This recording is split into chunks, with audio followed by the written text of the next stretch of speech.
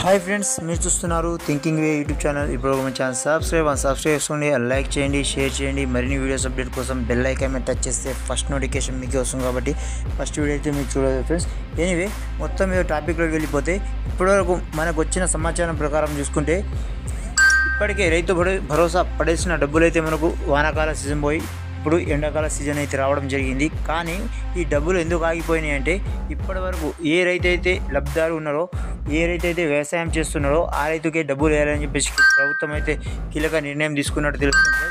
అలానే మరికొన్ని అంశాలు ఏంటంటే ఇక్కడ మనకు సంబంధించిన బిల్డింగ్ ఏరియాస్ కావచ్చు, మన వెంచర్స్ కావచ్చు, ఇక్కడ చూస్తే రోడ్ల మీద కావచ్చు, లాస్ట్ ప్రభుత్వం చేసిన తప్పిదాలు చేయకుండా ఈ ప్రభుత్వం అయితే పర్టికులర్గా అన్ని డీటెయిల్స్ కనుక్కొని ఎవరికి డబ్బులు వేయాలి, ఎవరికి డబ్బులు వేయద్దు.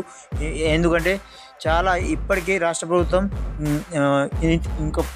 ఇక ముందు పోయిన ప్రభుత్వం అయితే చాలా డబ్బులు అయితే వృధా చేసిందని చెప్పి ఈ ప్రభుత్వం అయితే వాపోతుంది. కాబట్టి ఎందుకంటే ఇప్పటికైనా పర్టికులర్గా సమగ్ర సర్వే కూడా నిర్వహించడం జరిగింది. ఎందుకంటే ఇంటింటికి ఎవరి దగ్గర ఏమున్నాయి అంటే ట్రాక్టర్ ఉందా, లేకపోతే బైక్ ఉందా, లేకపోతే ఇంట్లో ఏం ఉన్నాయి కాడికి వెళ్ళి A to Z తెలుసుకొని దాని తర్వాత వీళ్ళు అయితే డిసిజన్ తీసుకోవడం జరుగుతుంది ఫ్రెండ్స్. అలానే ఖచ్చితంగా ఈ మేరకు అయితే మనకు వచ్చిన సమాచారం ప్రకారం అయితే ఇక్కడ చెరువులో కుంటల్లో కూడా కొద్దిగా కబ్జా చేసి వాటిని కూడా పరంపోగులో చేసి అలా కూడా చేసిన బూడు భూములకు కూడా పట్టాలు అయ్యే అవకాశాలు కూడా ఉన్నాయి. కాబట్టి ఖచ్చితంగా రైతు బంధు అయితే వచ్చి తీరుతుంది, రైతు భరోసా డబ్బులు అయితే వచ్చి తీరుతుంది. ఎందుకంటే మనకు ఇప్పటికీ రైతు భరోసా రైతు బంధు అనే పథకం మీద ఉన్న పథకాన్ని ఒక సీజన్ ఆపేయడం జరిగింది. కాబట్టి మనమైతే అది కొద్దిగా కోలుకోలేకపోతున్నాం. ఎందుకంటే ఇప్పటికే రుణమాఫీ పూర్తయింది, విడతల వారిగా మొత్తం పూర్తయిందని చెప్పేసి ప్రభుత్వం అయితే అంటుంది. కానీ అది ఎంతవరకు సాధ్యమైందో ఎంతవరకు కాలేదో ఇప్పుడు రైతులకైతే కొంతమంది కాలేదని చెప్పడం జరుగుతుంది. ఎందుకంటే బ్యాంక్ వెళ్తే అవి డీటెయిల్స్ తెలుస్తున్నాయి మనకు. కాబట్టి బ్యాంక్ వెళ్తే కొంతమంది అయితే కాలేవని చెప్తున్నారు, కొంతమంది అయినాయి అని చెప్తున్నారు. అది ఎంతవరకు నిజమో ఎంతవరకు అబద్ధమో. కానీ కొంతమంది అయితే నిజంగానే వెళ్ళి చెక్ చేపిస్తే మీకైతే రుణమాఫీ రాలేదు.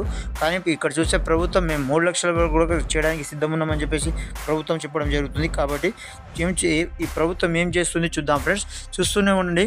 మన ఛానల్ ఏమాత్రం మీకు ఏదైనా కానీ హెల్ప్ఫుల్ అయినా కానీ 10 మందికి షేర్ చేయండి. అలానే 10 మందితోటి మీ ఫ్రెండ్స్ తోటి, ఫ్యామిలీ మెంబర్స్ తోటి షేర్ చేసి దీన్ని సబ్స్క్రైబ్ మాత్రం ఖచ్చితంగా చేయడం కూడా మర్చిపోకండి. అలానే బెల్ ఐకాన్ మీద టచ్ చేయండి ఫ్రెండ్స్. ఎనీవే, చూస్తూనే ఉండండి thinking YouTube channel. Thanks for watching. జై హింద్.